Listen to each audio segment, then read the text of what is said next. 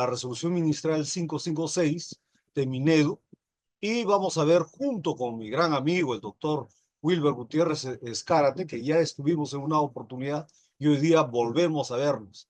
Vamos a ver la ley 32242, esta modificatoria del 29944, que esperamos sea clarificadora, y luego estaríamos tocando ya el tema de fondo.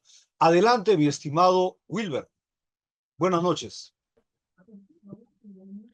Buenas noches, doctor Francisco, desde la cálida y acogedora ciudad del eterno sol de Casma, y darles también el saludo fraterno a todos los docentes que el día de hoy están acompañándonos en esta actividad programada.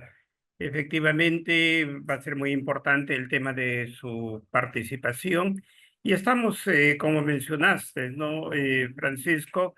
En el primer aspecto, para ver lo que corresponde a la ley que modifica la ley 29944, que en realidad tiene un sinnúmero de modificaciones, la ley de la reforma magisterial, para asegurar la destitución automática del director, del profesor, del auxiliar de educación o del personal administrativo de un centro educativo público o privado, con condena privativa de libertad efectiva o suspendida para impedir de manera permanente su reingreso a la carrera pública magisterial, estimado Francisco.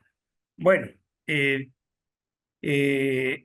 una ley prácticamente que se dio hace muy poco, en el mes de enero del presente año, donde se hace en tres partes. Se digrega el artículo 49 de la ley de la reforma magisterial. Y bueno, Francisco, no sé, bueno, estamos en ese aspecto y me gustaría de repente alguna participación tuya o de alguien. Si no, vamos a ir en estos tres disgregados haciendo un comentario y a la vez también el análisis correspondiente, Francisco. Sí, me parece que muy bien. Yo creo que has sintetizado, has hecho una introducción justamente de esta ley modificatoria, sobre todo del artículo 49. Vamos, si te parece, nos damos lectura y luego empezamos analizándolo. Sí. Ok. Dice el artículo 49, destitución. O sea, estas son las causales por el cual se va a destituir a un profesor. El 49.1 dice, es causal de destitución la transgresión por acción o omisión de principios, de los deberes, de las obligaciones, de las prohibiciones en el ejercicio de la función docente, considerado como muy grave. Por ejemplo, vamos a suponer que el director considera muy grave el hecho de que no presente sus sesiones de clase, porque es una función del profesor, y para él es grave, simplemente puede ser destituido como una omisión de principios. El 49.2 también se consideran faltas o infracciones muy graves pasibles de destitución las siguientes. A. No presentarse a la evaluación de desempeño docente sin causa justificada. O sea que todos ahora las presentaciones a las evaluaciones de desempeño deben estar presentes. No, si no son justificadas, eso ya es una destitución. El haber sido condenado por delito doloso. Haber sido condenado con pena privativa de la libertad en primera instancia por delito contra la libertad sexual, delito de la apología del terrorismo, delito del terrorismo y sus formas agravadas y delito de tráfico ilícito de drogas. Aunque estos puntos creo que ya estaban. Incurrir en actos de violencia o causar grave perjuicio contra los derechos fundamentales de los estudiantes y otros miembros de la comunidad educativa y o institución educativa, así como impedir el normal funcionamiento de los servicios públicos. O sea, eso implica que una denuncia casi teatralizada de algún alumno para familia puede ser causal de una salida. Maltratar física y psicológicamente al estudiante causando daño grave. No sabemos cuáles son los niveles de daño grave, tampoco se dice. Realizar conducta de hostigamiento sexual y actos que atenten contra la integridad, indemnidad, libertad sexual, tipificados como delitos en el Código Penal, la acción del proceso administrativo disciplinario es imprescriptible para las referidas conductas. Vale decir que no van a realizarse procesos administrativos, sino no van a ser actos sumarios. Concurrir al centro de trabajo en el estado de ebriedad o bajo los efectos de alguna droga también sería causal para una destitución. Inducir a los alumnos a participar en marchas de carácter político, pero eso estoy seguro que nuestro compañero lo va a explicar. Una cosa es carácter político y otra cosa es carácter político partidario. El otro día conversaba con un grupo de profesores y le decía, por ejemplo, hay políticas educativas. Por ejemplo, lo que estamos haciendo es una política educativa. Una de las políticas educativas es, por ejemplo, realizar campañas pro biblioteca. Entonces, eso sería de un carácter político. O sea, no se tipifica ni se aclara eso. Incurrir en reincidencia, la inasistencia injustificada al centro de trabajo por más de 3 días consecutivos o 5 discontinuos en un periodo de 2 meses. Haber sido condenado por delitos previstos en los artículos, esos son los anteriores, el 49.3, asimismo el profesor que incurre a una falta o infracción, habiendo sido sancionado previamente en 2 ocasiones con cese temporal, es pasible de destitución. 49.4, en el caso de los profesores que presten servicios en las instituciones educativas que incurran en faltas señaladas en los literales D, E, F, G, H, iniciado el proceso investigativo, previo proceso administrativo disciplinario, y en tanto estos no concluyen, el profesor es retirado de la institución educativa. Solamente para los casos D, E, F, G, H, pero no los anteriores que hemos hablado. La destitución es impuesta por el titular de la unidad de gestión educativa local, director regional de educación y el Ministerio de Educación, según corresponda.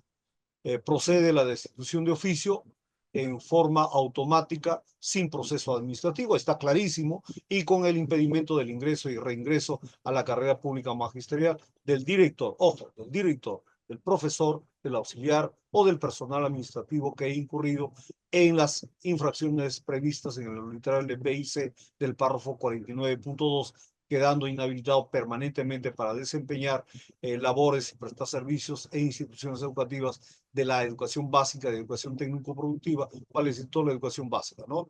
Y las alternativas, así como demás instancias de gestión educativa descentralizada. Eso es los puntos que creo que es importante haber abordado. Estos son el 49.2. Estos son el 49.2 y estos son los incisos que tipifica que no debe proceder un proceso administrativo. Bueno, estabas tú indicando y les mencionaba anteriormente que el artículo 49 de la ley de la reforma magisterial fue disgregado en 3 puntos.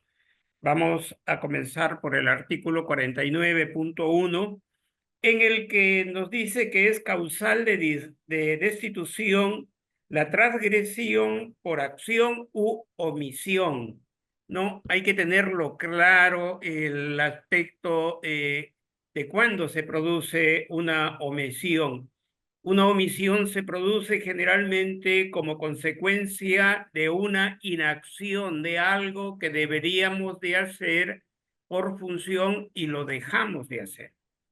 Entonces, esto de aquí es un aspecto, si lo queremos entender, algo jurídico, ¿no?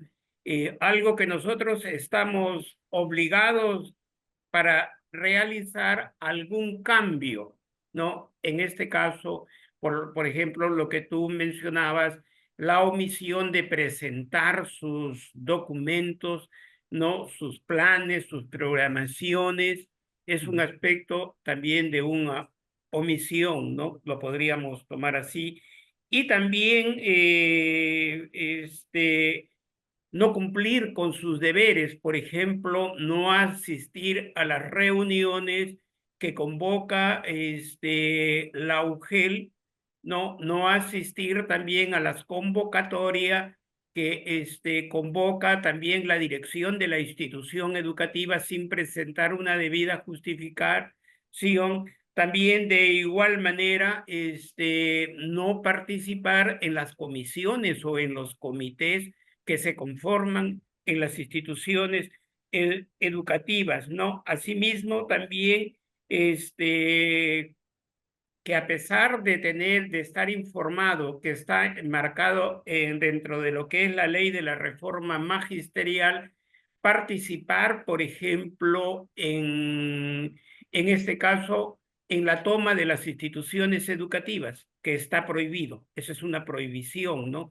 Esto de acá va a acarrear, de acuerdo al artículo 49.1, ¿no? Una destitución por ser consideradas faltas muy graves, de acuerdo también a la ley de procedimientos administrativos, ¿no? Como por ejemplo, y esto sucede en muchas instituciones educativas, alguien llega porque le puso el director o el subdirector encargado de la asistencia, le marcó con rojo, cogen y rompen la hoja de la asistencia. Esto muchas veces es común. Entonces, esto también, de acuerdo a la ley de procedimientos administrativos, están considerados como falta muy grave. En lo que corresponde al artículo 49.2, en que tenemos las faltas o las infracciones, lo que mencionabas, ¿no? No presentarse a la evaluación de desempeño docente sin causa justificada, ¿no? Tú sabes que las evaluaciones de desempeño poco a poco, hasta el año pasado, no estaban considerados, ¿no? Para el tema de nombramiento o a la asunción de los cargos, ¿no? Entonces ya se les está considerando, y el mismo de no presentarse, ¿no? A este tipo de evaluación también es causal de una destitución. No, haber sido condenado por delito doloso también es otro de los aspectos que se están considerando, ¿no? Para ser destituidos en este caso, ¿no? Haber sido condenado con pena privativa de libertad en primera instancia, ¿no? Quería retroceder un poquito, disculpas, del aspecto del delito doloso. Aquí hay algo que siempre, o perdón, que es común, ¿no? El aspecto, por ejemplo, no haber cumplido con pasar la asistencia alimentaria por tener hijos en otro compromiso, ¿no? Esto de acá también les genera una condena y también la destitución inmediata, ¿no? Y aunque les manifiesto en el literal C de este artículo 49.2, es algo que transgrede el aspecto normativo, ¿no? Cuando son condenados los docentes con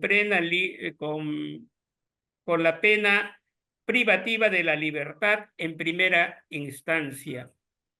En la Constitución de 1993, en el artículo 139, manifiesta la pluralidad de instancias. ¿Y qué indica la pluralidad de instancias? ¿No? Que uno puede apelar ante, ante la sanción en primera instancia, ¿no?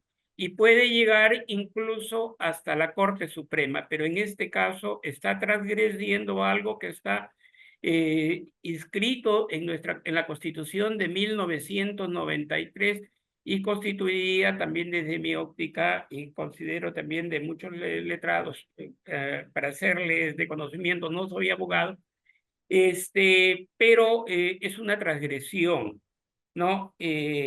En primera instancia por delitos, dice, contra la libertad sexual, delito de apología del terrorismo, delito de terrorismo, en sus formas agravadas y delito de tráfico ilícito de drogas. Pero ha habido casos, ¿no? Que no son muchos, pero hay, que muchos de los docentes, yo conozco aquí dentro de de mi provincia, que estuvieron cursando o estuvieron detenidos, estuvieron sentenciados, pero posteriormente se comprobó su no participación, se comprobó su inocencia y ellos han sido reincorporados al magisterio. Bueno, este es un tema que ya viene manejándose ya o se viene ya teniendo ya con mucha antigüedad, ¿no? Pero no se mencionaba antes de la primera instancia para ser separados o destituidos. Tenemos en el literal de incurrir en actos de violencia o causar grave perjuicio contra los derechos fundamentales de los estudiantes, ¿no? Eh, aquí no especifica, no se detalla a qué actos de violencia se está refrendado, ¿no? Aquí no se ha conceptuado si en qué es lo que se refiere específicamente.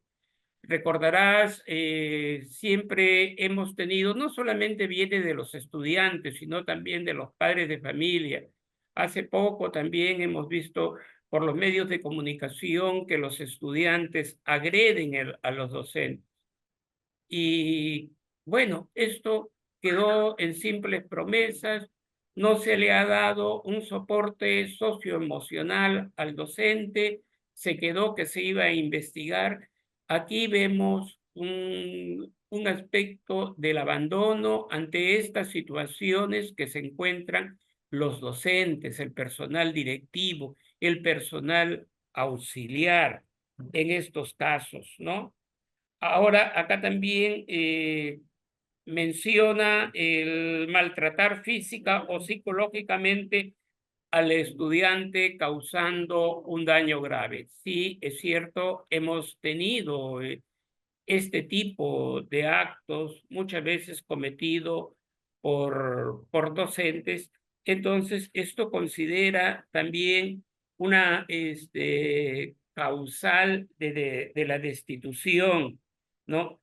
Realizar conductas de hostigamiento sexual y actos que atenten contra la integridad, la indemnidad y libertad sexual tipificados como delitos en el Código Penal. La acción deriva de un proceso disciplinario y es imprescindible para las referidas conductas. Aquí juega un rol importante el director cuando se suscitan estos actos. El director debe de poner cuando se da a través de estos perjuicios, a través de los alumnos, a través de las profesoras, al personal administrativo, a una madre de familia también dentro del código de ética, dentro de 24 horas debe de poner de conocimiento a las autoridades correspondientes para que se lleve a cabo el proceso administrativo disciplinario de corresponder o en todo caso para que mediante un acto resolutivo se deje sin efecto en caso de haber constituido una falsedad de acusación contra el docente, el personal administrativo, el personal auxiliar de educación. En el literal G nos habla concurrir al centro de trabajo en estado de ebriedad o bajo efectos de alguna droga. Este numeral ya dentro de la ley de procedimientos administrativos ya se estaba considerando ya con anterioridad, ¿no? Esto de acá también merece un proceso de investigación, ¿no? Muchas veces hay que tener cuidado, no falta de repente en las fiestas patronales, el docente llega al día siguiente bajo los efectos, de repente no mareado, pero bajo los efectos del alcohol, no vaya a pasar algún padre de familia, proceda a hacer una denuncia o una queja administrativa contra este docente, que por supuesto que tendría que ser comprobado mediante un dosaje etílico. Inducir a los alumnos a participar en marchas de carácter político, ¿no? En la zona de Ancash, en la provincia, en una provincia de acá, vimos a un grupo de alumnos que habían salido, ¿no?, a protestar contra la actual presidenta, ¿no? Pero también tengo referencias que se aperturó un proceso investigatorio, pero más allá desconozco, ¿no? Y estuvieron también involucrados algunos docentes, hay que tener bastante cuidado con esto, ¿no?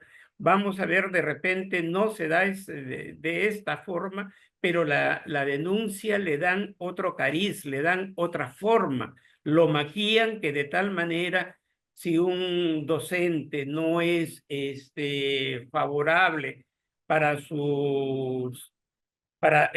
para sus situaciones grupales o personales, puede caer y puede ser destituido, ¿no? Incurrir en reincidencia, la inasistencia injustificada a sus centros de labores por más de 3 días consecutivos o 5 discontinuos por un periodo de 2 meses. Aquí lo único recomendarle a los colegas docentes que traten de presentar su justificación, porque a veces el órgano de control está saliendo o sale la jefatura de personal y encuentran que estos reportes no han sido presentados o en todo caso el docente no hizo la firma respectiva. A veces por la apuranza salimos, lo dejamos y prácticamente no registrar la firma en el momento que hace la verificación pasaría no solamente a que le descuenten, sino también constituiría una falta administrativa. Aquí hay que tener bastante cuidado, darnos un pequeño tiempo, firmar tanto el ingreso como la salida, si es en educación primaria, y si es en educación secundaria, firmar las horas que se están ingresando a las labores dentro de las aulas.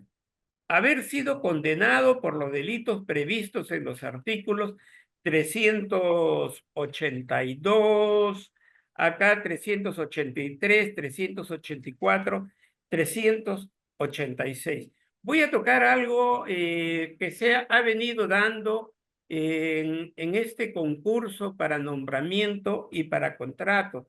El artículo 393 del Código Penal, en la que habla la falsedad documental. Muchos colegas han estado presentando documentos falsos y de acuerdo al numeral 16 de la Ley de Procedimientos Administrativos, que nos habla de lo que es del control posterior, muchas veces se hace de manera total cuando son pocos o de manera, que le digo, por muestreo. Y si encontramos que han sido falsificados, esto va a incurrir inmediatamente en una destitución y estar inscritos en el Registro Nacional de Sanciones contra los servidores públicos. Esto está a cargo de Servir, ¿no? Y uno ingresa y cualquiera puede ingresar a la página de Servir, al Registro Nacional de Sanciones, y ahí salen los datos de los trabajadores, de los funcionarios que han sido sancionados por haber transgredido estos artículos que están sujetos y objetos a las denuncias a la vía penal. No sé si hubiera hasta este aspecto alguna consulta, una participación, ¿por qué no Permíteme, también permíteme ir algo que conversando ahí. pudieran acotar? Wilber, vamos, sí, vamos complementando y luego habría un grupo de personas que pueden ir preguntando. A mí me gustaría resaltar algunas cosas. Miren, para esta conversación que estamos sosteniendo con el doctor Wilber, hemos tratado de invitar a dirigentes sindicales de los dos grandes bandos acá en el Perú. Ninguno de ellos aceptó. Le digo, no voy a dar nombres, pero eso le consta a la señorita representante del Grupo Chavarri. No aceptaron. Al parecer hay una especie de temor o de miedo. Ese es un punto uno. El punto dos, vamos, aparte de los aspectos que ha comentado el doctor Wilber, a mí particularmente del artículo 49 que tiene que ver con la destitución, me gustaría tocar el punto D, el punto E y el punto H y la I. Mire, con algunos ejemplos, con algunos ejemplos. Nosotros todos, ustedes saben que hemos ingresado el 3 de marzo, ¿sí? El, las profesoras contratadas deberían ya haber presentado sus documentos para que le entreguen su posesión de cargo. Pero ¿qué sucede? Sucede que el 17 de febrero a una profesora de educación para el trabajo le hicieron una operación de la vesícula y tiene 20 días de licencia. Ahora, ella no está justificando, no tiene justificación. Eso lo conversamos el primer día. Entonces, tranquilamente ella puede estar fuera sin ningún agravio digamos, de un proceso administrativo, porque no ha justificado con anticipación.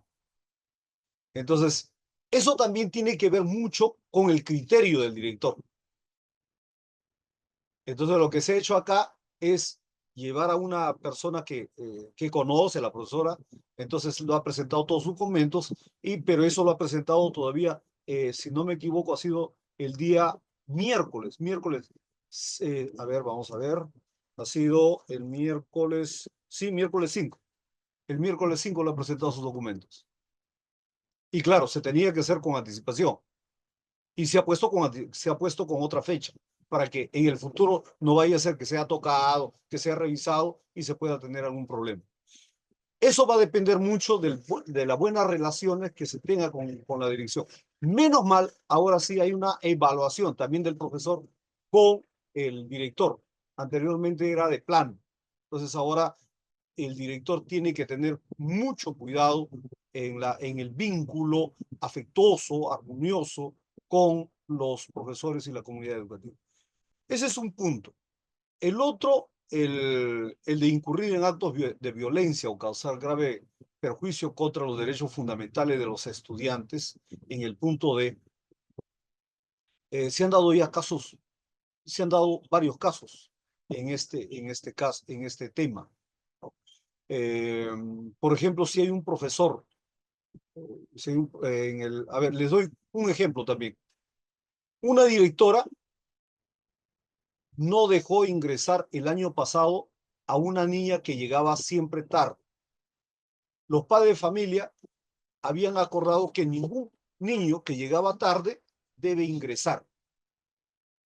Pero ustedes saben que en la pirámide jurídica, eh, la ley está por encima de los reglamentos. Entonces, incluso por encima de esta resolución ministerial. Lo que ha hecho la madre familia es denunciar a la directora. Lo ha denunciado la directora, eso fue un caso conocido, posiblemente lo has escuchado, Wilber. Eso fue el año pasado en Santa, exactamente en el colegio de Alto Perú, a una directora. Entonces, lo denunciaron y la UGEL llegó. La UGEL llegó. Menos mal que todavía no estaba, pues, digamos, esta modificatoria de la ley todavía no estaba digamos, en vigencia. De lo contrario, de facto, esta directora tenía que estar fuera, sin ningún derecho de un proceso administrativo justo. Entonces hay que tener cuidado. pero también vamos a ver cuáles son las defensas que puede tener el profesor. Nosotros queríamos tener acá los dirigentes, junto con el doctor Wilber y mi persona, para poder que nos digan algo, o sea, qué hacer. Pero ante eso, nosotros queremos hacer un análisis y también qué podemos hacer. Ahora, respecto al maltrato físico y psicológico del estudiante, eso también es relativo. No se dice, no se especifica cuál es el daño en los niveles, porque hay niveles de daño. Yo puedo decir, señorita, usted ha llegado tarde en mi salón, porque hay muchachitos que pueden llegar, por ejemplo, después de comer, algunos se quedan en el recreo de manera consciente para llegar tarde y están comiendo y luego están tocando la puerta para que ingrese. Y usted lo puede decir, usted en esa situación no puede ingresar. Ese niño puede ir a su padre o a su madre o a ese adolescente diciendo que no me ha dejado ingresar a mi clase. Y la educación es un derecho. Y entonces, por lo tanto, eso podría ser causal de una destitución. En el punto H, inducir a los alumnos a participar en marchas de carácter político. Repito, ahí no dice de carácter político partidario. Una programación curricular es una política educativa. Recientemente, por ejemplo, Trump, el presidente de los Estados Unidos, ha dicho de que acá no se va a enseñar la equidad de género. Acá hay dos géneros solamente, hombre y mujer. Acá no hay transgénero, homosexuales, etcétera, etcétera. Entonces, aquel que dice lo contrario, se le va a sacar del colegio también, de la institución educativa.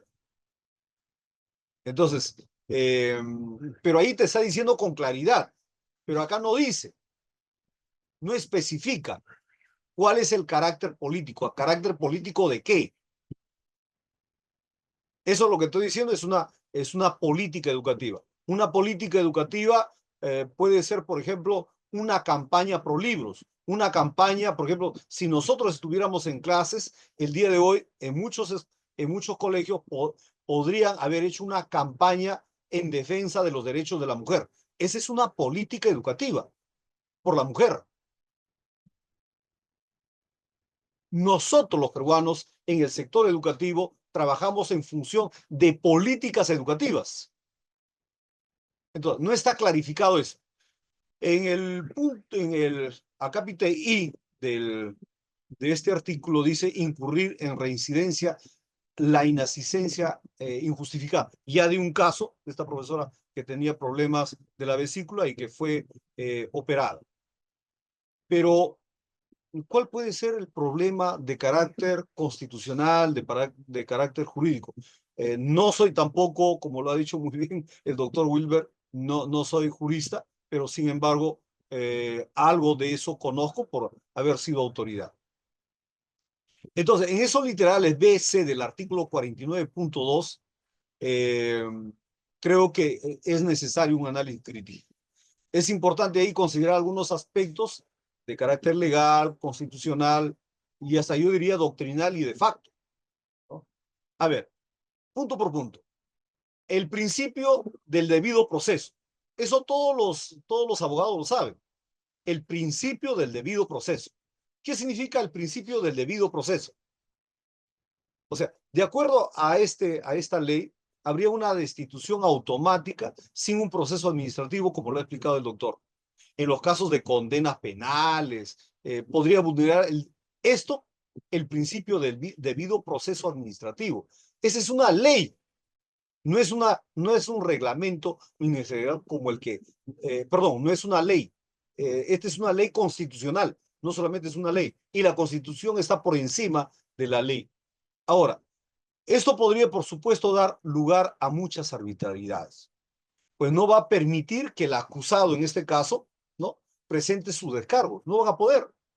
O de repente incluso ni siquiera va a poder apelar al ser destituido, porque simplemente lo van a sacar de manera automática. Ahora, otro de los puntos fundamentales del derecho humano es la presunción a inocencia. O sea, hasta que no te demuestren que tú eres efectivamente culpable, tú presuntamente eres inocente. Eso es para narcotraficantes, delincuentes, ladrones, etcétera, es para todos. Entonces, en esta parte, aunque la ley se aplica a condenas en primera instancia, ¿no? Yo creo que ahí aún todavía hay o persisten algunos recursos judiciales que significa, por ejemplo, apelar, un término que los abogados llaman la casación, lo que podría entrar en conflicto con el principio constitucional de la presunción de inocencia. Hasta que no me demuestren que yo soy culpable, no pueden a mí penalizarme. Ahora, otro, no pueden sancionarme. Otro, podría ser también la proporcionalidad de la sanción, ¿no? Yo le decía, ahí no hay niveles, o sea, no se especifican los niveles. Ahora, esta ley, desde mi punto de vista, es populista. Porque seguramente para algunos padres de familia que digan, los profesores no van a asistir, los profesores tienen que estar en su colegio desde temprano, no pueden estar gritando a los estudiantes, deben tratar bien a los muchachos, a mis hijos, no tienen por qué maltratar, etcétera, etcétera, ¿no? Entonces ellos van a estar contentos. O sea, aparentemente está bien, pero dentro de un derecho constitucional y jurídico no está bien. Ahora, esta proporcionalidad de la sanción implica la inhabilitación permanente. Nos están diciendo, ¿sabe qué? Si usted ha cometido, por ejemplo, no ha venido y no ha justificado su inasistencia en 3 oportunidades durante un mes, entonces automáticamente usted está fuera. No, esto podría considerarse desproporcionado en algunos casos, ¿no? Por ejemplo, delitos con penas menores o situaciones donde la rehabilitación profesional puede ser, pues, viable. Ahora, otros temas que creo que son fundamentales, ya más bien que tienen que ver con la doctrina constitucional, es el impacto que tiene esta ley sobre los derechos fundamentales, que estoy incidiendo. Una destitución o prohibición permanente que limita un derecho al trabajo y a la reinserción social, eso está penado. Aunque se busque proteger al estudiante, también debe sopesarse por lo menos la reintegración del individuo que haya de hecho cumplido su condena. Les voy a dar un ejemplo. Cuando estuve en la Dirección Regional de Educación, no voy a dar nombres, había 2 personas que habían tenido ya una condena sumatoria en el proceso administrativo. Pero muchos directores no quisieron firmar ese documento. Había temor, había muchas cosas. Aún más, ese día para la firma de ese documento, para el retiro definitivo de estas personas, dos personas fundamentales, claves de la Dirección Regional de Educación de Ancash, se ausentaron para no firmar y no realizar la resolución y yo no pueda firmar. Sin embargo, yo hice todo lo posible, hicimos la resolución, lo firmé y por supuesto fueron destituidos. Pero adivinen, mediante un recurso de amparo de un juez, estas dos personas fueron nuevamente restituidos, apelando al derecho al trabajo y apelando al derecho de sus hijos que tenían derechos nuevamente sobre la educación, la vida, los alimentos, la vestimenta y una casa, una vivienda, que son los derechos fundamentales. Y fueron restituidos. Pero sin embargo, acá te dice que así, de facto, estas personas tienen que salir.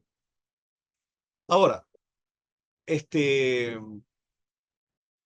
potencial judicialización, de hecho, se va a implementar por estas disposiciones, pero va a tener conflictos serios en la parte judicial. Esto, cualquiera que lo ocurra, va a llevarlo de hecho, lo va a judicializar. Si ya no puede por la parte administrativa, lo va a judicializar. Le va a llevar tiempo, pero lo va a judicial. Y en cualquier momento lo va a ganar. Ahora voy a decir algunas cosas. Entonces, si bien yo decía que esto va a fortalecer la confianza, entre comillas, del sistema educativo, ¿no? El público, los padres de familia, algunos padres de familia van a creer que esta es una medida justa, ¿no? Eh, pero sin embargo, esto es un acto coercitivo y anticonstitucional. Ahora, ¿se puede anular esto? Veamos. Yo he estado revisando y he encontrado que hay mecanismos para solicitar su revisión o su anulación. Punto uno. Se puede presentar un acto de inconstitucionalidad que he remarcado en varias oportunidades. Eso implica que se puede nosotros hacer un requerimiento de iniciativa constitucional, que lo puede ser el Colegio de Profesores, la Defensoría del Pueblo, congresistas o un grupo de ciudadanos organizados. Y creo que si no me equivoco, ha sido en el Cusco que ya empezaron a buscar firmas para anular en este caso esta ley. Ahora, también se puede hacer una propuesta legislativa. Lamentablemente no tenemos los legisladores que nos defiendan de manera contumaz, de manera, digamos, eficiente y con la fortaleza de un profesor que pudiera aceptarlo como tal. Ahora, esto también puede ser pasible a una revisión del Tribunal Constitucional, ¿no? Si la norma se aplica, como que se va a aplicar este año, y si alguien se siente, ¿no?, afectado, podría interponer una acción de amparo que eventualmente puede ser revisado por el Tribunal Constitucional. Creo pues que esta modificatoria de ley a la 29944 es una ley elevosa que va en detrimento de muchos de los derechos de los profesores, sobre todo cuando suprime el derecho a una defensa en un proceso administrativo. Muy bien, ahora sí, dejamos abierto la conversación, el diálogo, las preguntas o de repente opiniones. Por favor, luego de esto empezamos con el otro tema. Sí, Principalmente en este aspecto tendría que ver cómo internalizamos, cómo conceptualizamos el aspecto de lo que es disciplina para, eh, para la institución educativa y que todos y cada uno de los involucrados de la comunidad educativa maneje, ¿no? Eh, Generalmente, muchas veces decimos, hay que disciplinar a los muchachos, todos vienen con el pelo corto, todos la hora de ingreso, etcétera, pero ¿qué entiendo por disciplina? No, todos tienen que estar ordenados, que esto, lo otro, ¿no? Generalmente la disciplina tenemos que irla construyendo. Decimos que, bueno, prácticamente la disciplina de costumbre se hace un hábito que se genera a través de compromisos que vamos asumiendo no solamente los alumnos, sino también los docentes, no solamente compromisos, sino también cómo manejamos esto de un aspecto emocional también del autocontrol sumado también al comportamiento y la personalidad que tiene todos y cada uno de los alumnos, ya, y porque de una u otra manera nosotros tenemos objetivos, tenemos metas. Bueno, eso es lo que yo le sugeriría, ¿no? ¿Qué entendemos? ¿Cómo lo internalizamos? ¿Cómo lo manejamos? ¿Cómo lo conceptualizamos?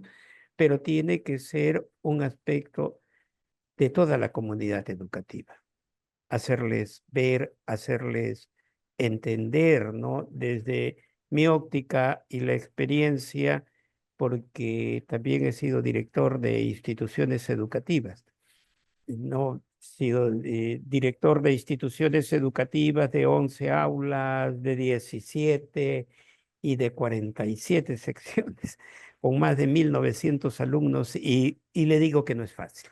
Y director de UGEL además, Wilber. Sí, director de varias UGELes a través del concurso nacional del Ministerio de Educación. Bueno, es parte de la trayectoria, por eso es que la educación también nos apasiona, ¿no? Y cómo vamos construyendo también los otros lineamientos, pero de manera consensuada, ¿no? Aquí, como les digo, no va a ser de la noche a la mañana, pero tenemos que ir poniendo ya los hitos para, para construir, para construir y construir un adecuado clima institucional, ¿no? Partiendo desde las aulas, que sea mucho más equitativos, ¿no? Que sean participativos, bueno, y que de una u otra manera se trate de mejorar también desde un punto de vista la calidad educativa a través de un trato justo, tanto de los docentes y todo el personal, incluidos los padres de familia, dentro de lo que es la institución educativa. De que se puede hacer, por experiencia, les comento que sí se puede hacer. Y a veces nos quejamos de diferentes cosas que nos suceden, pero hay algo que yo recojo de Pablo Freire, ¿no? Que los docentes sí podemos hacer educación de calidad aún en medio de la pobreza. Eso podría manifestarle a los oyentes del día de hoy.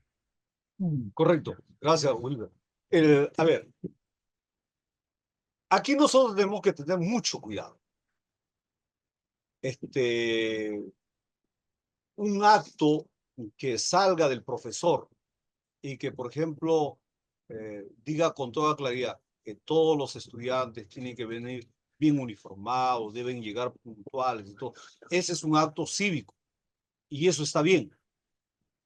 Pero de ahí a que el profesor o la dirección diga exactamente que deben venir puntuales y les cierra la puerta o les llama la atención diciendo, por ejemplo, ahora hay niños que hacen cortes de cabello poniéndose letras, rayos, o lo cortan una parte de esto y lo dejan arriba, etc. No podrías realizar. No podrías, entre comillas, disciplinarlo. Y claro, yo también tengo una visión de lo que es una convivencia, de lo que sería disciplina. Por mí, los muchachos deben ser libres, pero estamos en una institución educativa y quiero cejarme ahí. ¿Qué es lo que hemos hecho nosotros? ¿Y qué es lo que están haciendo algunas instituciones educativas? Punto uno, que los profesores, en este caso, los padres de familia, participen. Más aún, que se realice una norma de convivencia que no lo haga el profesor o el conjunto de profesores con el director, sino que debe ser consensuado por los padres de familia.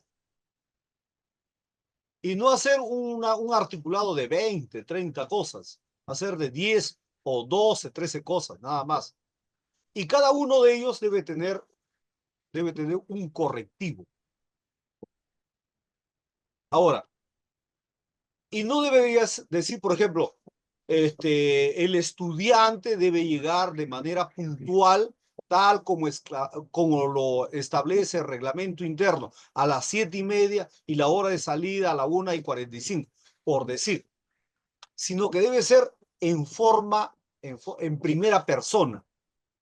Por ejemplo, debe decir, yo, Francisco Vázquez Carrillo, padre del hijo, a ver, vamos a poner, de mi hija Noelia Zúñiga Chung, yo me comprometo que mi hija llegará temprano a la institución educativa.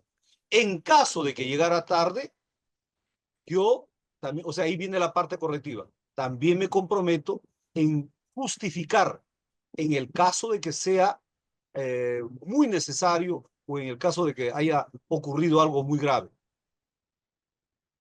Entonces, trate primero de hacer un documento, un listado ahí de unos 10 puntos, ¿no? De unos 10 puntos, 11, 12 puntos, donde ellos se comprometan. Entonces, de tal manera que cuando exista alguna observación, en este caso, por ejemplo, usted que es Almonacid, que usted es responsable de la comisión de tutoría, no le van a decir nada, porque usted no ha firmado ese documento. Y además no está usted haciendo los correctivos. Los correctivos los van a hacer los padres de familia. Segundo aspecto. El segundo aspecto en mi institución educativa, por ejemplo, lo que hemos hecho es la formación, le hemos llamado así, justamente conociendo digamos, este proceso casi sumario en contra del profesor, ¿no? Lo hemos llamado las rondas familiares. ¿Qué significa las rondas familiares? Para mi institución, las rondas familiares significa que los padres de familia van a venir una vez por lo menos al año, porque son muchos, ¿no? Y van a presenciar para que vean si sus alumnos llegan temprano o no. Un grupo de 2, 3 o 4 padres. Y se van a ir relevando, ¿no? O sea, van relevando, casi como en posta, de tal manera que no lo van a sentir. Todo eso ha sido consensuado en una asamblea. Eso lo hemos hecho el día viernes, vale decir, el día de ayer. Entonces, ya llegamos a un acuerdo, profesores, ahí ha estado incluso los representantes del municipio escolar y los padres de familia. Entonces, los padres de familia hemos hecho las modificaciones. Nosotros hemos hecho la propuesta, ¿no? Ellos han hecho ya la modificatoria de ese documento y luego el día lunes, martes, miércoles, van a tener reuniones de aulas por tutores y en el caso de primaria con sus profesores, ya van a salir con las modificatorias y todo y lo van a firmar los padres de familia. Y se va a formar las rondas, repito, la ronda, lo hemos llamado así, las rondas familiares. Entonces no va a haber un profesor que va a estar diciendo, cierra la puerta y nadie ingresa. No, va a ser el padre de familia el que cierra la puerta. Esas son las dos medidas que hemos tomado de tal manera que es la comunidad educativa la que toma la iniciativa y no solo en este caso el profesor. Y de tal manera que también nosotros de algún modo como que ya no actuamos y tomamos esa decisión que creo que siempre debería tomarlo el padre de familia. Y ahora va a ser compartido. Espero que haya sido una respuesta un poco más didáctica junto con lo que nos ha explicado el doctor Wilber, mi estimado Almonacid, o hay alguna pregunta más o algún comentario. Adelante, por favor.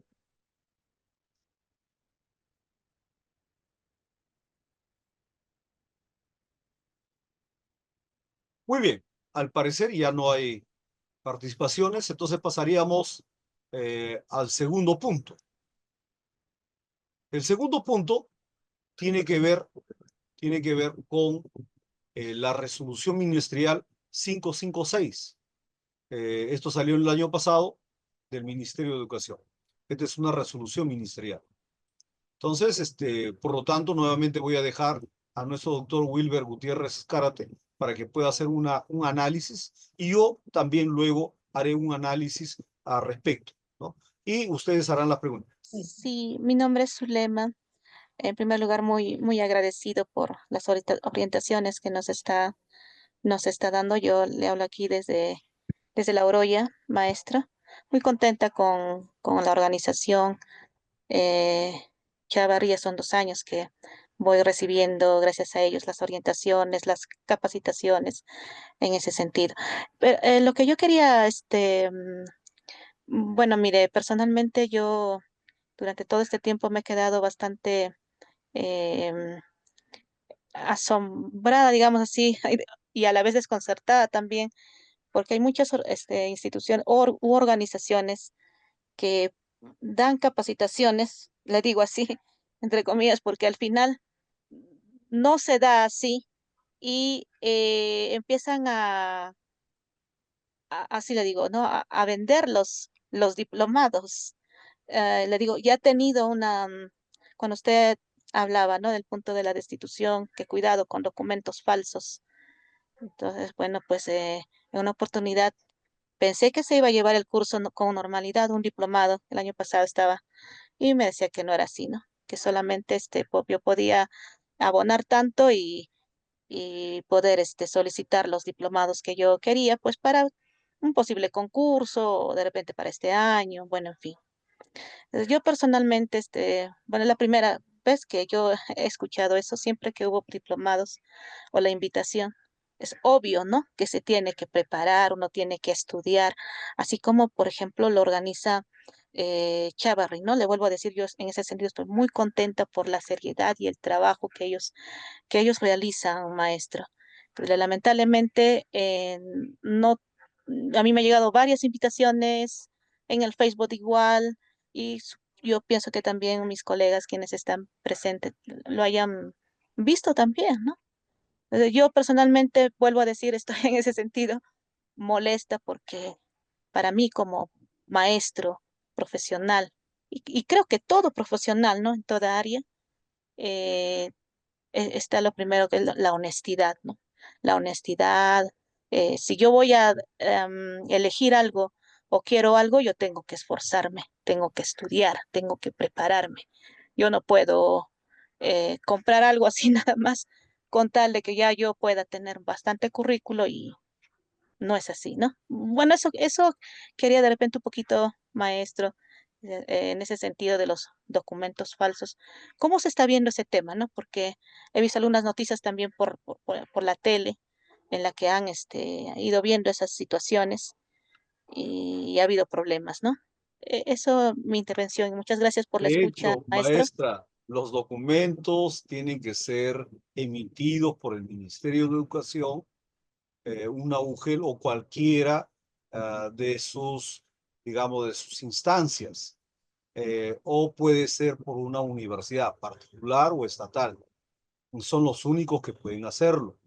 El resto puede hacerlo, pero no va a tener validez. No va a tener validez. Ahora, los diplomados están dentro no de una licenciatura o de pregrado. Todos los diplomados están dentro de SUNEDO como posgrado, ¿no? O sea, eh, nadie le puede decir, pues, te vendo un diplomado, aquí está un diplomado, o estudio un diplomado, porque yo he visto varios, ¿no? Eso tiene que estar inscrito en SUNEDO. Sí, algún comentario, por favor, Wilber, hasta ahí. Sí, casualmente, mírame, a raíz del problema que se realizó, que se tuvo en la UGEL Huaraz, que ha sido de dominio público, que los docentes había estado ya varios años trabajando en la UGEL Huaraz, intervino el órgano de control interno y eso constituiría también una omisión de parte de los funcionarios de las UGELes, que podría ser sujeto hasta la destitución, porque bien claro, la ley de procedimientos administrativos dentro del principio número 16 habla del control posterior y estos controles posteriores no se están llevándose a cabo o no se han llevado a cabo. Incluso en la directiva de contrato, en las disposiciones complementarias, indica que todos estos documentos tienen que ser revisados a posteriori y para eso también siempre los postulantes firman una declaración jurada dando la validez de toda la documentación. El tema es que se ha estado omitiendo, no se ha estado llevándose y bueno, puerta abierta, albedrío pues de todos. Entonces, en este aspecto hay que tener mucho cuidado al momento de presentar los documentos. Bien, felicito a la profesora que habló hace unos instantes. Una cosa es que te venden el certificado que no sabes que tiene ni pie ni cabeza. Te comento una anécdota, les comento, colegas, cuando, por ejemplo, había los concursos para coberturar plazas CAS o la 276. ¿Qué cosa, como era yo en calidad de director de la UGEL, también era integrante de ese comité? ¿Qué cosa hacía? Cogía de las capacitaciones y de ahí les preguntaba. En una oportunidad recuerdo que decía, ¿qué cosa es la arquitectura de control interno? Y el postulante que traía ese documento no ataba ni desataba. Esa era una forma de evaluar, no de preparar baterías. De ahí mismo de los certificados se les preguntaba, porque vienen con un temario. Bueno, eso era la experiencia y siempre, ¿no? Hay que tener bastante cuidado con esto, estimados colegas, a todos y cada uno de ustedes. Empezamos, doctor Wilber, con el análisis, la primera parte de usted, de la resolución ministerial 556. Adelante, doctor. La resolución ministerial fue dada el año anterior, en el año 2024, pero solamente para dar una pincelada. Muchos de repente no conocemos cómo se gesta esta resolución ministerial, cómo se lleva a cabo este proceso de construcción de la norma. Bueno, se comienza a analizar en primera instancia las experiencias internacionales de los países de Chile, España, Colombia y otros países más. Y esto de acá nos da como un resultado que la experiencia peruana es única.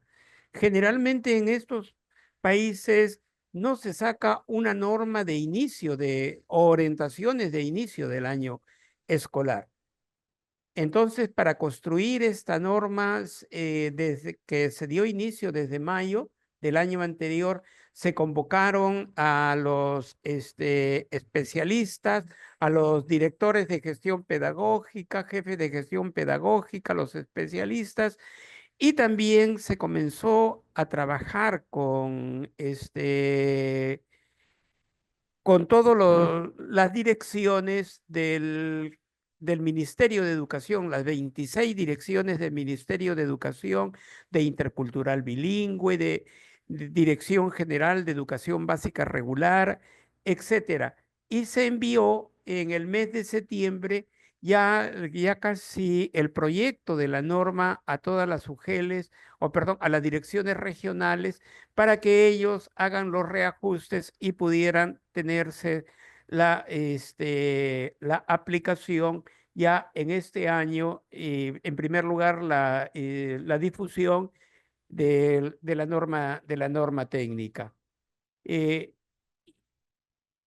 Mira, ve, esta norma técnica trabaja principalmente en mérito a las dimensiones, a la dimensión pedagógica.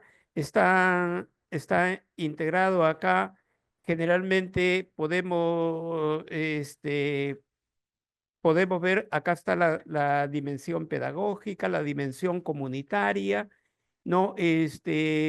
La dimensión administrativa también, que todos y cada uno de nosotros sabemos, y esta norma trata de articularse. El Ministerio de Educación todos los años hace un análisis de las debilidades que se vienen presentándose a nivel nacional. Y para este año se han determinado de parte del Ministerio de Educación dos prioridades.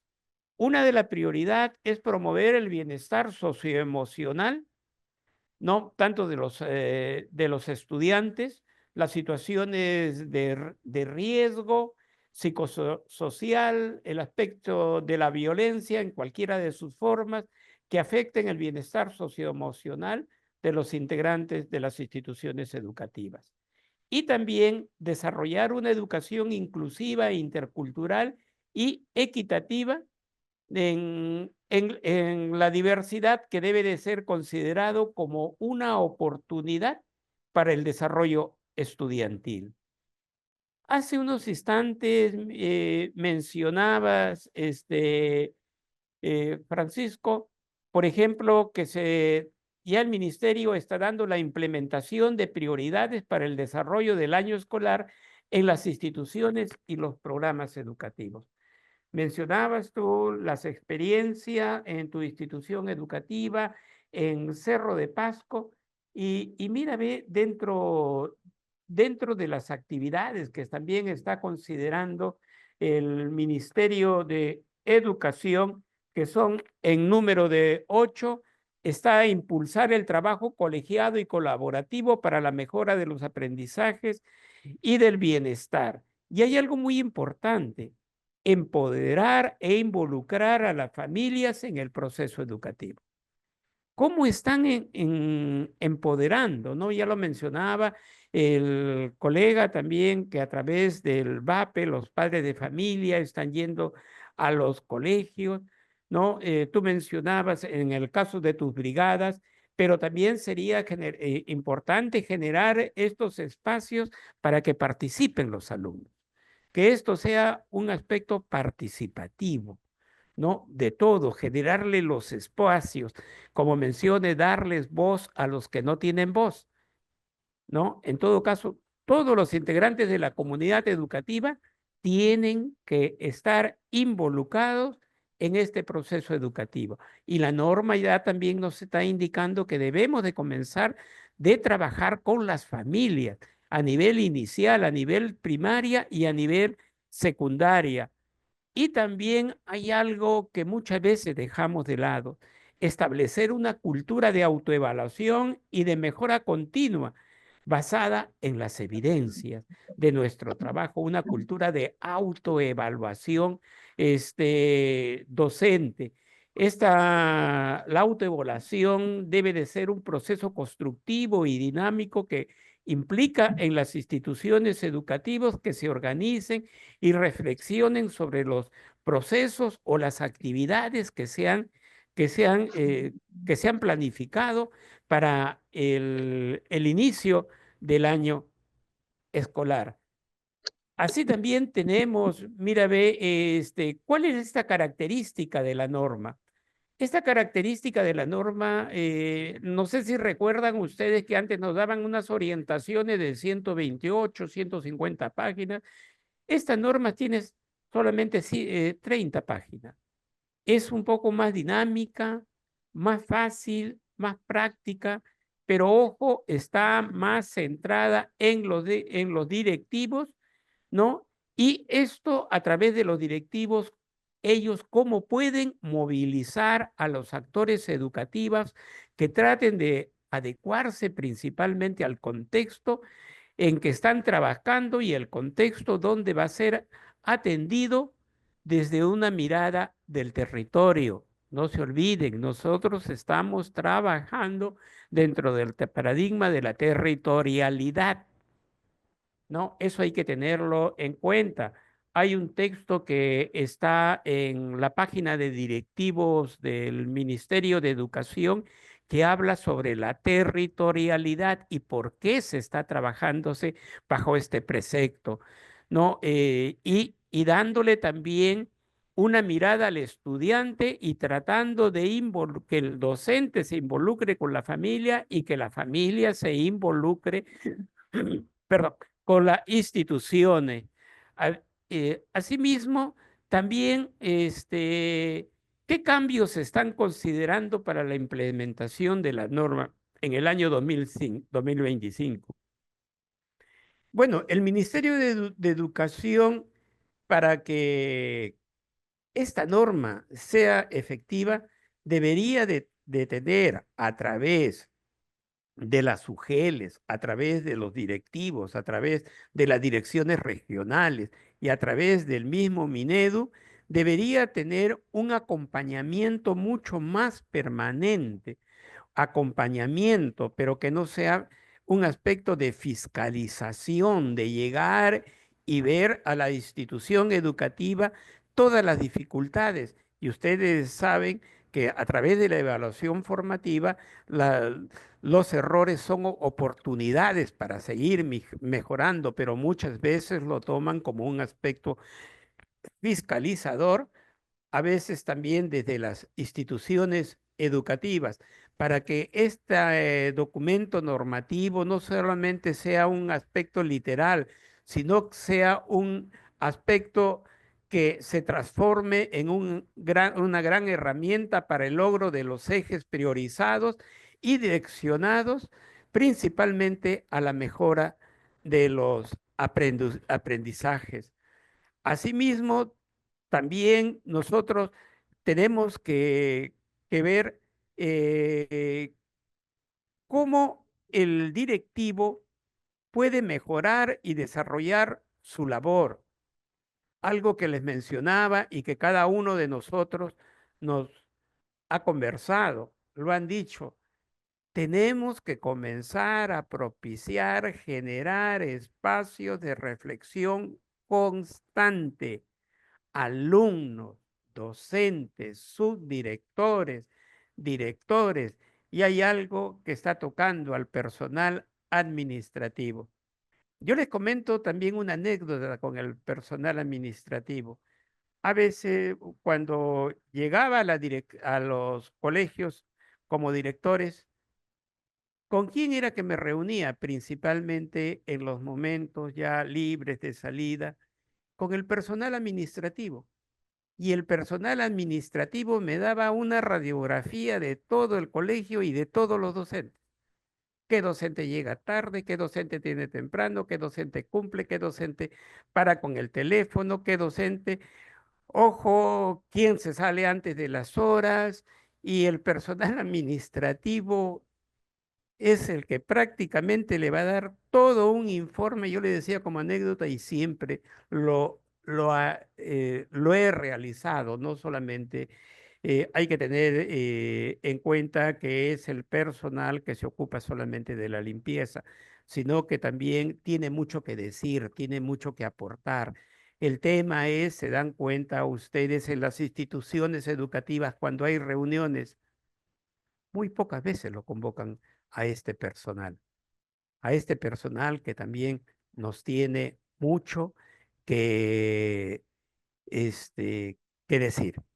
Bueno, los momentos que están considerando, que ya estamos todos nosotros ya en la película, es el momento de inicio. ¿Qué acciones deberíamos de estar ejecutando, ¿no? Principalmente en la revisión de los documentos de gestión, y si no lo hay, porque a veces el director se fue y se lleva todos los documentos. Ojo, hay que tener cuidado con esto, ¿ah?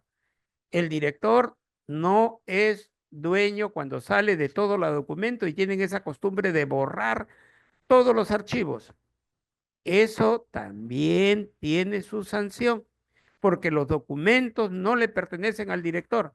Los documentos le pertenecen a la institución educativa y le pertenecen al Estado.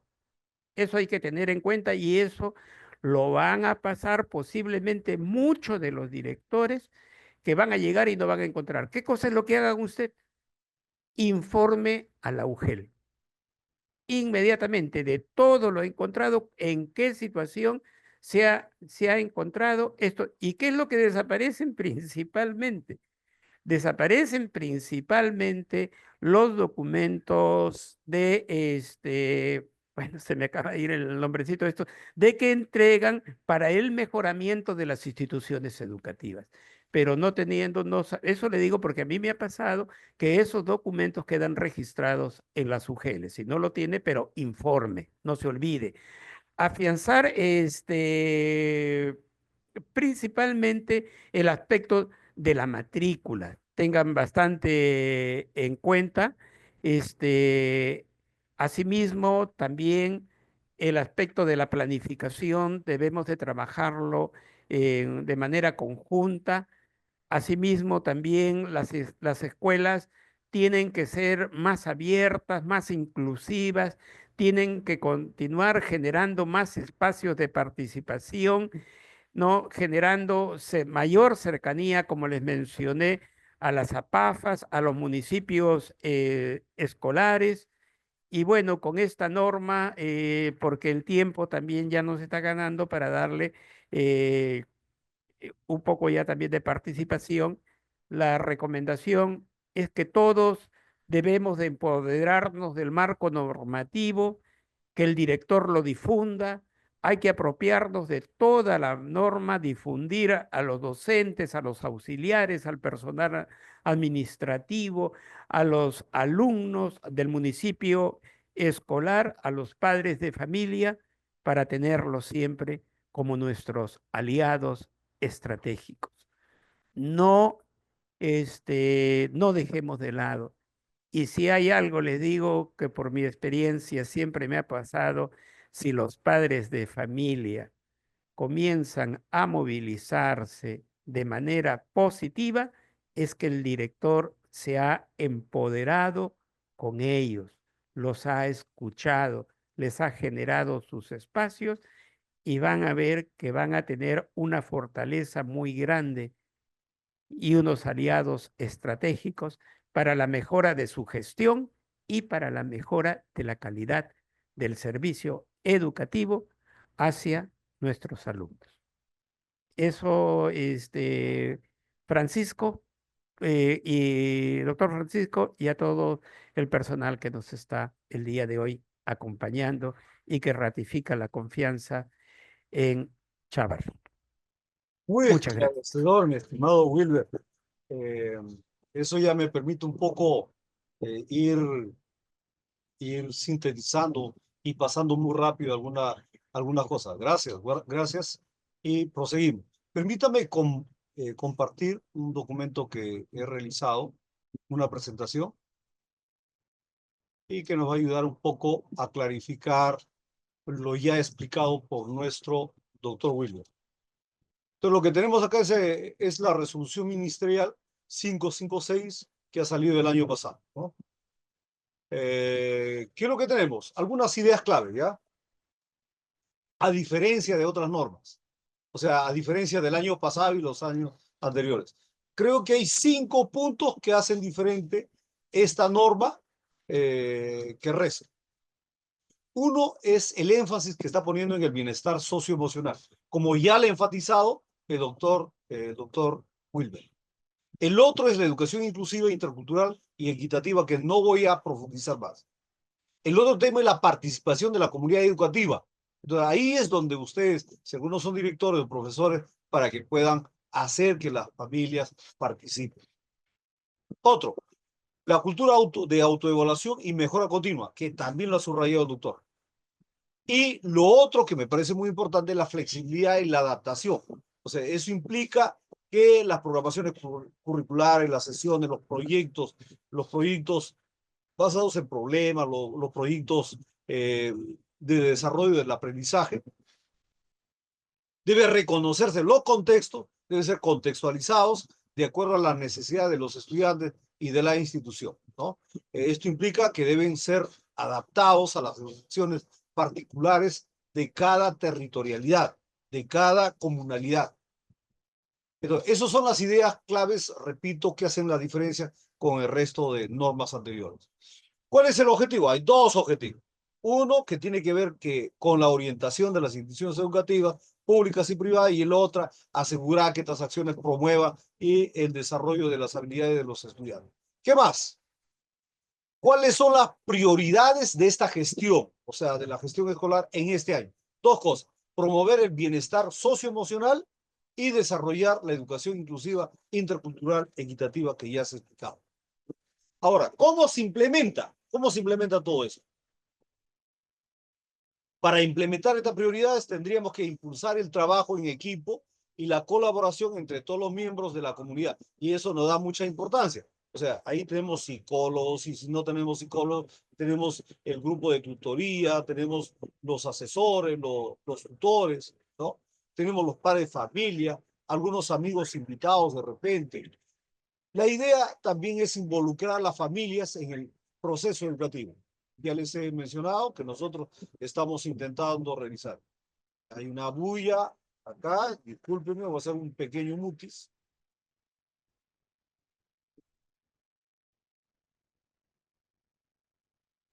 Entonces, ¿cómo podemos implementarlo? Primero tenemos que ver, impulsar los equipos de colaboración. Entonces, dentro de los miembros de la comunidad, estamos hablando de profesores, estudiantes, que en este caso el que tiene que colaborar bastante es el municipio escolar. Echemos mano a eso, los padres de familia. Otro, ¿cómo podemos implementarlo? Promoviendo la participación de los actores de la comunidad, que le hemos dicho, involucrarlos a los padres de familia en el proceso educativo. También deben participar. Y el otro es establecer una cultura de autoevaluación y mejora continua. No olviden que esos son los puntos cardinales de esta normativa.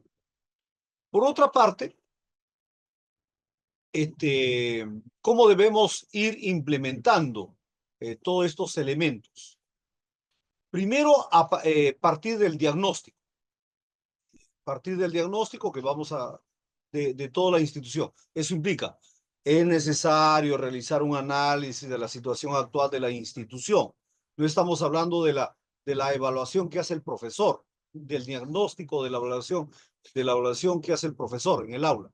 Estamos hablando de la institución como director, ¿no? Identificando las necesidades, problemáticas, demandas de los estudiantes, así como las características, intereses y también las expectativas que tengan. Hay que establecer metas, objetivos claros, planificar, ejecutar, evaluar acciones, promover la participación de la comunidad educativa. Hay que desarrollar las capacidades de los docentes, directivos, con capacitaciones. Tenemos prácticamente 2 semanas de gestión. ¿Qué más? La novedad es que tenemos una calendarización del año escolar de 160 días lectivos y 30 días de gestión, ¿no? Ahí tenemos los periodos, la duración, la fecha de inicio, y fin. Tenemos 4 bloques.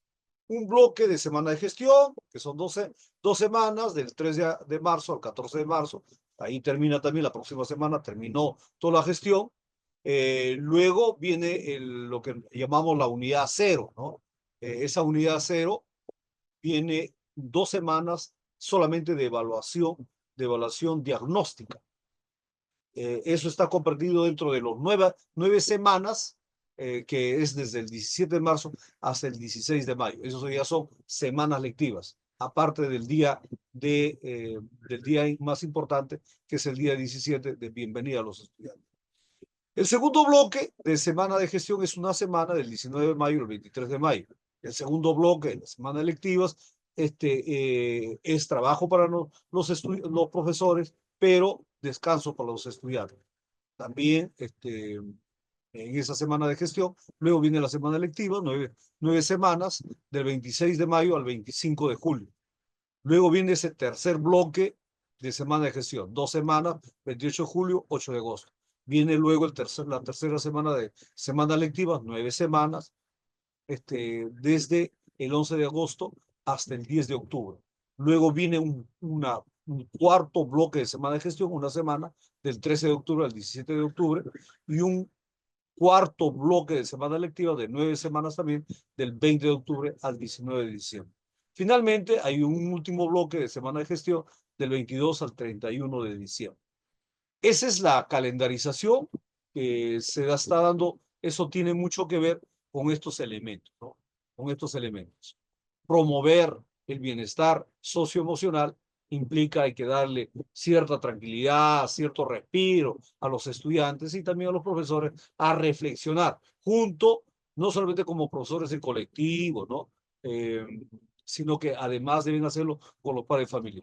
Y el otro es el desarrollo de la educación inclusiva, intercultural y equitativa. Entonces, a eso obedece fundamentalmente esta nueva calendarización que tiene algo que ver con esa etapa de pandemia que vivimos.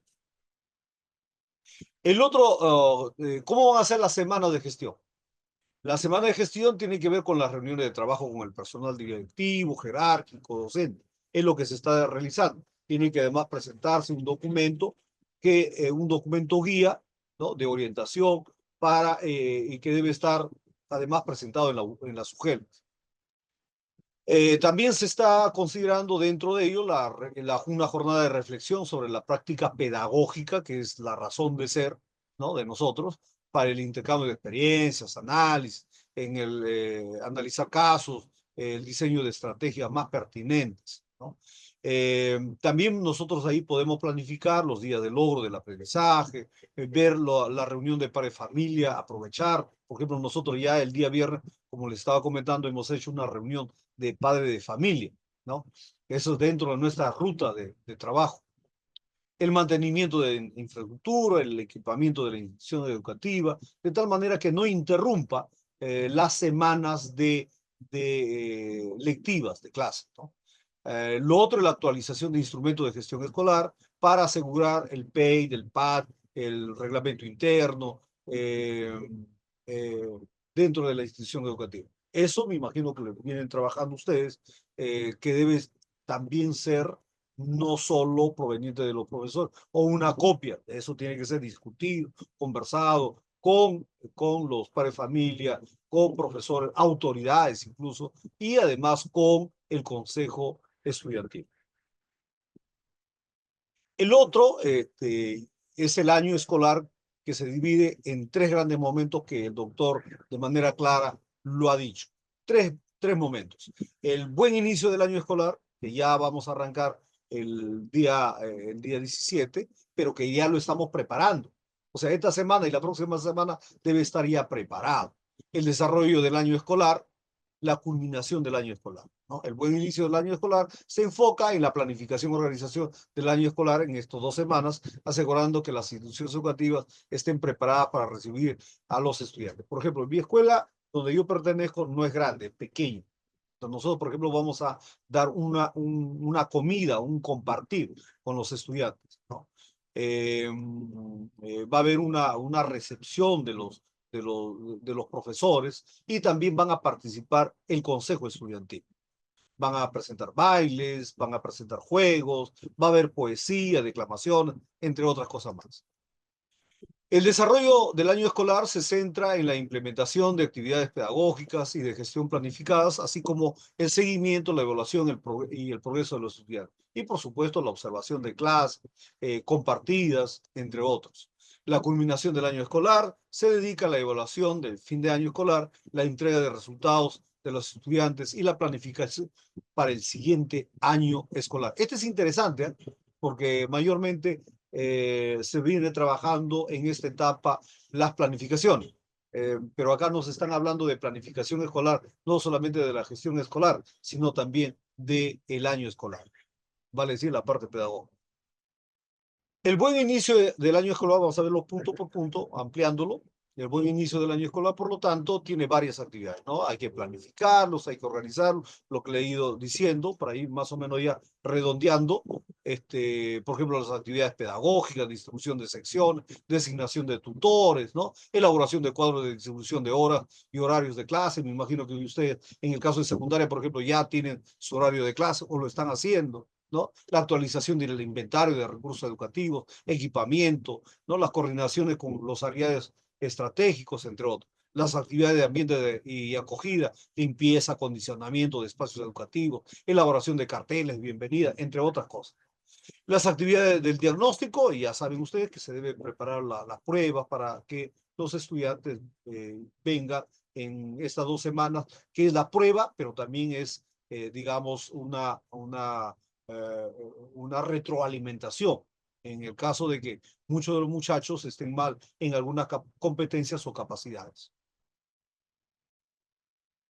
Por otro lado, el segundo punto, que es las actividades, ya el desarrollo del año escolar, tiene que ver con 3 componentes. Las actividades pedagógicas, las actividades de tutoría y orientación educativa, las actividades de gestión, ¿no? La primera tiene que ver con la implementación del plan de estudios, del desarrollo de las sesiones de aprendizaje, que todo profesor tiene que darlo o tenerlo, ¿no? Tanto en su carpeta pedagógica para la dirección y la carpeta pedagógica que cada uno de los profesores debemos tener. El uso de materiales, recursos, realización de actividades, reforzamiento pedagógico, que eso continúa para los estudiantes que tienen dificultades, el desarrollo de proyectos y actividades extracurriculares, en el caso de que se pueda planificar, ¿no? Actividades de tutoría y orientación educativa, la implementación de un plan de tutoría, orientación educativa, realización de sesiones, tutorial individual, grupal, etc. Actividades de gestión, monitoreo y acompañamiento a la práctica pedagógica al docente, las reuniones con los padres de familia, que deben ser siempre, ¿no? Las escuelas de padres que ustedes conocen, la gestión de recursos propios, el mantenimiento de infraestructura, la actualización y la información del SAGIR, que es parte de nuestro trabajo. Por otro lado, el último punto, el tercero, que es es la culminación del año escolar. Las actividades de evaluación, que nosotros los profesores conocemos, las actividades de reconocimiento y premiación, que ahora, menos mal, nuevamente se ha restituido, la organización de ceremonia de clausura, de graduación, incluso de los muchachos, tanto del sexto grado de primaria como del quinto año, el reconocimiento a los estudiantes destacados del aprendizaje, los primeros puestos en el caso de secundaria, la premiación a los docentes y personal administrativo destacados por su desempeño. Nosotros ya vimos, por ejemplo, que vamos a destacar a dos profesores que van a terminar, ¿no?, este año como servicio magisterial. Ya han cumplido sus 65 años y ya nosotros lo tenemos planificado para hacer una ceremonia por ellos. La actividad de planificación para el siguiente año, la elaboración del informe de gestión anual, la elaboración del plan de trabajo, la actualización de instrumentos de gestión escolar, identificación de necesidad de capacitación para el personal docente, coordinación con aliados estratégicos, etc. ¿No? El último, que creo que es importante decirlo, hay que hacer también algunas observaciones, ¿no? Tengo ahí 5 observaciones con algunos ejemplos. Hay una falta de claridad en la implementación, o sea, no se clarifica cómo lo vas a hacer, ¿no? Te dice cómo debe realizar, son lineamientos generales, que esto de alguna manera puede generar algunas dudas y dificultades también a los directores. Por ejemplo, la norma indica que debe promover el bienestar socioemocional en el estudiante, pero no detalla qué estrategias o actividades específicas se debe implementar para lograrlo. Se deben contratar psicólogos, se deben realizar talleres con los padres, se deben modificar los horarios de clase, nada de eso dice. Solamente se dice implementar, pero no es, o sea, si bien es cierto, lo han subrayado, lo han resaltado, le están privilegiando ese tema, pero no veo claridad específica para poderlo implementar. El otro son los recursos limitados, ¿no? La norma no contempla la asignación de recursos adicionales para la implementación de las acciones propuestas, lo que podría dificultar también. Por ejemplo, la norma promueve la educación inclusiva, pero no se asignan recursos para la contratación de un personal especializado a la adquisición de materiales adaptados para estudiantes con discapacidad. Hoy, antes de la reunión que hemos tenido, una madre de familia me ha llamado porque tiene un niño con serios problemas de dificultades para realizar sus actividades prácticas. Pero el niño se socializa con tranquilidad, pero ella ha dicho que por favor converse con los profesores y yo mismo para que no los pueda jalar en la etapa de recuperación, porque los profesores saben que este muchacho puede realizarlo, pero sin embargo es un poco flojo. No se le exige que desarrolle cognitivamente en el potencial que tienen otros, pero por lo menos debe realizarlo porque nosotros sabemos que sí puede hacerlo, ¿no? Por ejemplo, no se especifica eso, pero no se especifica que debemos tener un personal calificado para eso. Otro, un enfoque excesivamente centralizado. La norma mantiene que un enfoque centralizado en la toma de decisiones, lo que podría limitar la autonomía de las decisiones educativas. Por ejemplo, el director puede informar, ¿no? Puede informar a un profesor que ha venido beodo, vale decir, ha venido en un estado etílico y lo puede sacar, ¿no? Pero él no puede, ojo. Él puede informar, el único que puede hacer es la UGEL. O sea, esos elementos todavía faltan de autonomía, porque la idea es que le den autonomía, mucho más autonomía al director. Por ejemplo, ahí hay otro ejemplo que podría decir, la norma establece un calendario escolar rígido, sin considerar la particularidad de cada región o comunidad educativa. ¿Qué sucede con las escuelas rurales? donde muchos están, estoy seguro, porque no han tenido, por ejemplo, la posibilidad de comunicarse fácilmente con Internet, que tienen calendario agrícola diferente. ¿Qué sucede con las escuelas ubicadas en las zonas de altitud, que tienen un clima extremo? Entonces, ese tipo de casos no se ha flexibilizado. O sea, se está dando a rajatabla una propuesta de calendarización. Otro, poca participación de la comunidad educativa. Se dice que debe participar profesores, padres de familia y todo, pero sin embargo no se menciona la importancia de la participación de la comunidad educativa, en tanto no se establecen los mecanismos claros para garantizar su involucramiento de manera que tomen decisiones. Por ejemplo, en nuestro caso, o en el caso de los profesores que están haciendo el VAT, o nosotros que vamos a hacer estamos diciendo que debe hacer unas rondas familiares, pero esto deberían decirlo ellos. No pueden dejarlo solamente la inventiva y la creatividad de los profesores. Otro, evaluación limitada. La norma establece indicadores claros para evaluar el impacto de accesos de las propuestas, lo que de alguna manera dificulta la medición de la efectividad y de la realización de ajustes necesarios. Por ejemplo, la norma no especifica cómo se medirá el progreso del bienestar socioemocional. Se dice, vamos a mejorarlo, todo eso, pero no existen instrumentos para que el profesor, los tutores en este caso, o aquellos que están responsabilizados para la convivencia escolar puedan trabajarlo con ellos. Ni tampoco, ni cómo se va a evaluar la calidad de la educación inclusiva. Bueno, nos hemos pasado, creo, pero lo importante es decirle muchísimas gracias. Muy bien, palabra ya entonces finales del doctor Wilber. Adelante, Wilber. Sí, doctor Francisco, en primer lugar agradecer a todos y cada uno de los docentes que nos han acompañado el día de hoy. Es muy satisfactorio poder compartir nuestras experiencias, los conocimientos y también que algunas sugerencias que se los ha hecho también lo adecúen a su contexto. Nosotros estamos muy dispuestos a seguir contribuyendo con todos y cada uno en esta conversación a través del éter con el objetivo de seguir mejorando en sus instituciones educativas, seguir mejorando también como docentes para que todo esto lo vuelven a su práctica diaria. Agradecer también a la Corporación Chávarri por haberme permitido el día de hoy volver a participar con todos y cada uno de ustedes. Muy amable. Muchas gracias, doctor. Gracias, Wilber. De mi parte, también hacer un agradecimiento enorme, grande, por la confianza que nos otorga el Grupo Chávarri. El Grupo Chávarri es un grupo educativo que creo que sabe muy bien atender las necesidades del magisterio. Muchísimas gracias. Gracias.